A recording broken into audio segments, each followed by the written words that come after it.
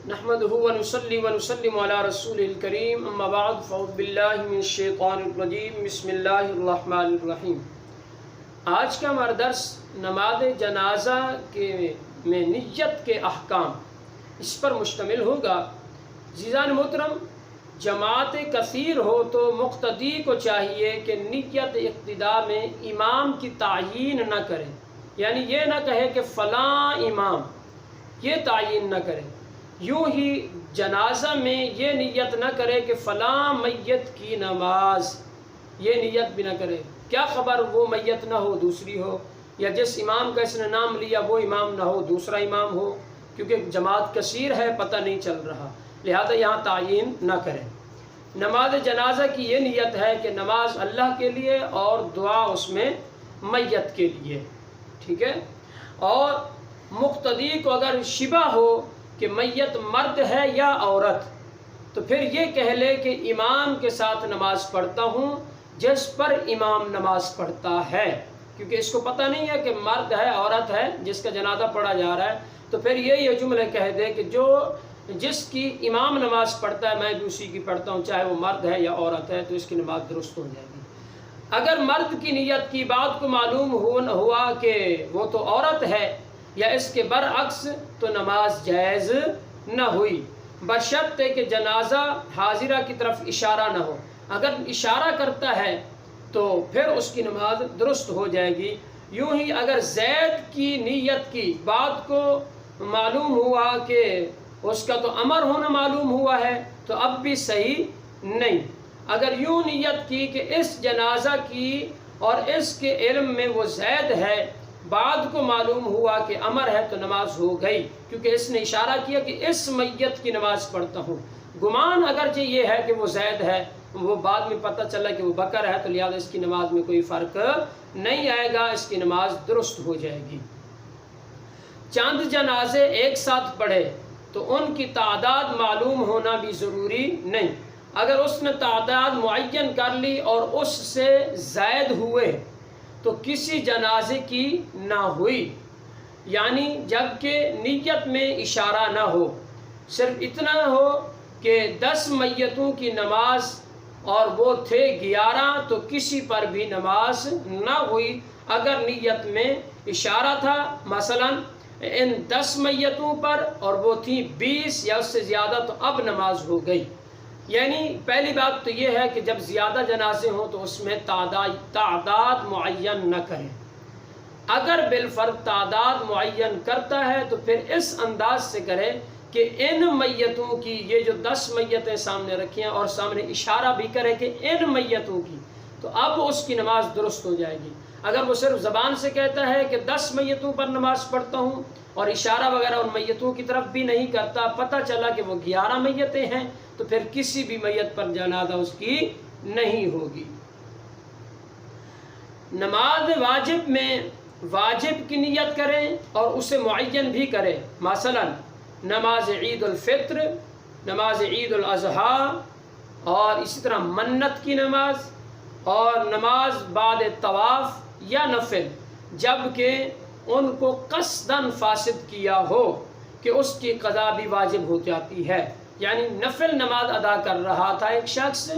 اور جان بوجھ کر اس نے نفل نماز کو توڑ دیا، تو اب اس نفل نماز کی گویا کہ اعادہ جو ہے، قضا جو ہے، وہ بھی کیا ہے، واجب ہے، اس لیے کہ اس نے شروع کر کے پھر توڑا ہے، تو اس صورت میں وہ اس کی قضا واجب ہو جائے گی۔ یوں ہی سجدہ تلاوت میں نیت تعیین ضرور ہے، مگر جب کہ نماز میں فوراً کیا جائے، نماز میں جب فوراً کیا جائے تب اس کی ضرورت، نیت کی ضرورت اس میں نہیں ہوگی۔ سجدہ شکر اگرچہ نفل ہے مگر اس میں بھی نیت تعیین درکار ہے، یعنی کی جائے گی نیت، یعنی یہ نیت کہ شکر کا سجدہ ادا کرتا ہوں۔ اور اسی طرح سجدہ سہو کو یہاں پر 2 قول ہیں۔ در مختار میں یہ لکھا ہے کہ اس میں نیت تعیین ضروری نہیں ہے، مگر نہر الفائق میں یہ بات ہے کہ ضروری سمجھی کہ اس میں بھی نیت تعیین کی جائے، اور یہی فرمایا ظاہر ہے اور اسی پر عمل کیا جائے۔ اور نظریں اگر متعدد ہوں تو ان میں یعنی منتیں بہت ساری ہیں تو ان میں بھی ہر ایک کی الگ الگ نیت تعیین ضروری ہے، اور وطر میں فقط وطر کی نیت کی تو تب بھی کافی، یعنی واجب کا نام نہیں لیا، صرف وطر کہا اور نماز شروع کر دی تو نماز اس کی درست ہو جائے گی اگرچہ واجب کا نام نہیں لیا۔ اور اسی طرح یہ نیت کہ منہ میرا قبلے کی طرف ہے شرط نہیں، ہاں یہ ضرور ہے کہ قبلے سے اعراض کی نیت نہ ہو، یعنی یہ نیت کرنا بھی ضروری نہیں ہے کہ میرا منہ قبلے کی طرف ہو،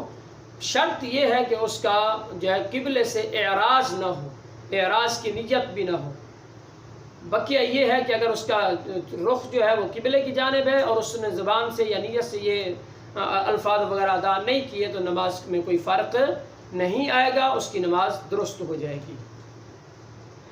اسی طرح ایک نماز شروع کرنے کے بعد دوسری کی نیت کی تو اگر تکبیر جدید کے ساتھ ہے تو پہلی جاتی رہی اور دوسری شروع ہو گئی، ورنہ وہی پہلی ہے، خواہ دونوں فرض ہوں یا پہلی فرض دوسری نفل یا پہلی نفل دوسری فرض۔ یہ اس وقت میں ہے کہ دوبارہ نیت زبان سے نہ کرے ورنہ پہلی بہرحال جاتی رہی۔ عزیزان محترم، اس میں یہ ہے کہ ایک نماز شروع کی تھی اور اس کے بعد پھر اس نے دوسری نماز کی نیت کی، تو اس صورت میں حکم یہ ہے کہ اگر تکبیر جدید کے ساتھ ہے یعنی پھر سے نئی تکبیر کہی ہے تو پہلے والی نماز اس کی کیا ہو جائے گی، وہ فاسد ہو جائے گی، اب دوسری جو نماز ہے اس کی وہ شروع ہو جائے گی۔ اگر اس نے جدید تکبیر نہیں کی بلکہ اس نماز کے اندر ہی نیت کر لی کہ میں وہی پڑھتا ہوں تو اس صورت میں حکم یہ ہے کہ وہی جو اس نے ابتدا میں شروع کی تھی اگرچہ بعد میں دوسری کی بھی نیت کر لی اس کا کوئی جو ہے فائدہ نہیں ہوگا اور وہ ادا نہیں ہوگی، بلکہ ادا وہی ہوگی جس کی اس نے پہلے نیت کی ہے۔ اسی طرح اگر دل میں نماز توڑنے کی نیت کی مگر زبان سے کچھ نہیں کہا تو وہ بس بدستور نماز میں ہے، یعنی نیت دل میں ارادہ آ گیا ہے کہ میں نماز توڑ دیتا ہوں یا نماز میں نے توڑ دی، دل میں ارادہ کیا ہے، زبان وغیرہ سے کوئی الفاظ نہیں کہے تو اس صورت میں بھی اس کی نماز فاسد نہیں ہوگی۔ اسی طرح نماز خالصتاً اللہ تبارک و تعالیٰ کی رضا کے لیے شروع کی، پھر معاذ اللہ ریاکاری کی آمیزش اس میں آ گئی تو شروع کا اعتبار کیا جائے گا، یعنی نماز جس وقت شروع کی تو اللہ کی رضا کے لیے شروع کی اور درمیان میں اس کے دل میں نیت جو ہے وہ آ گئی ایسی کہ ریاکاری وغیرہ کے حوالے سے، تو اس صورت میں بھی کوئی فرق نہیں پڑتا، اس کی نماز درست ہو جائے گی اور وہی اعتبار کیا جائے گا جو شروع میں تھا۔ پورا ریا یہ ہے کہ لوگوں کے سامنے ہے اس وجہ سے نماز پڑھ لی ورنہ نماز پڑھتا ہی نہیں، اور اگر یہ صورت ہے کہ تنہائی میں پڑھتا تو مگر اچھی نہیں پڑھتا، یعنی تنہائی میں نماز پڑھتا ضرور لیکن اچھے طریقے سے نہیں پڑھتا، لیکن لوگوں کے سامنے بہت احسن طریقے سے خوبصورتی کے ساتھ نماز ادا کر رہا ہے تو فرمایا اس کو اصل نماز کا ثواب ملے گا، اس خوبی کا ثواب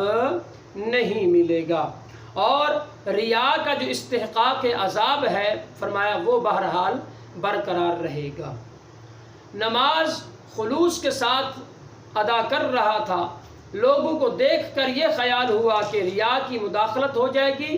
یا شروع کرنا چاہتا تھا کہ ریا کی مداخلت کا اندیشہ ہوا تو اس کی وجہ سے نماز کو ترک نہ کرے بلکہ نماز کو جاری رکھے اور آخر میں اللہ تبارک و تعالیٰ کی بارگاہ میں توبہ و استغفار کر لے، یعنی نماز محبت کے ساتھ اخلاص کے ساتھ پڑھ رہا تھا، اچانک سے لوگ آ گئے اور اس کے دل کے اندر جو ہے یہ وہم و گمان آنے لگا اور کہ اب لوگ آ گئے ہیں کیا پتہ میرے سے ریاکاری نہ ہو جائے، ایسا معاملہ نہ ہو جائے، ایسا نہ ہو جائے، اب یہ دل میں خیالات آ رہے ہیں۔ فرمایا کہ وہ نماز کو نہ توڑے بلکہ اپنی نماز کو مکمل کر لے اور اللہ تبارک و تعالیٰ کی بارگاہ میں توبہ استغفار کرے کہ مالک مولا اگر بالفرض میرے معاملے میں کوئی ایسا ہے ریاکاری والا تو مجھے معاف کر دے، ورنہ اللہ تبارک و تعالیٰ اس کی وہی نماز کو قبول فرمائے گا گویا کہ جو وہ خلوص اور محبت کے ساتھ ادا کر رہا تھا۔ اللہ تبارک و تعالیٰ کی بارگاہ سے دعا کرتے ہیں کہ اللہ تبارک و تعالیٰ ہم سب کو مسائل شرعیہ سیکھ کر ان پر عمل پیرا ہوتے ہوئے زندگی بسر کرنے کی توفیق عطا فرمائے۔ آمین۔ وآخر دعوانا ان الحمد للہ رب العالمین۔